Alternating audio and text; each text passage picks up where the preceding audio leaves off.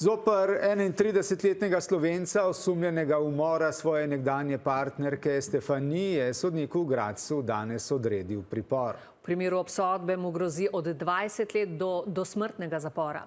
Njegova odvetnica pravi, da osumljeni ves čas ponavlja, da nekdanje partnerke ni hotel ubiti in da jo je ljubil. Med njima naj bi prišlo do hudega prepira, ravnal naj bi povsem neprištevno.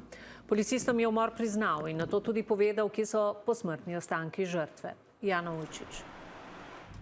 Osumljeni, tako kriminalisti, je nekdanjo partnerico v kovčku peljal v Slovenijo. Od Gradca do lokacije v gozdu v bližini Majšperka je dobro uro in pol vožnje. Na tem območju, nedaleč od ceste, kakšnih 100 metrov v notranjosti gozda, naj bi kovček zakopal. Te konce naj bi sicer osumljeni dobro poznal. Grozljivo početje je pretreslo številne tamkajšnje prebivalce. To je groza. Ne vem, kaj se takim ljudem plete po glavi. Pretresena sem, da se lahko kaj takega dogaja.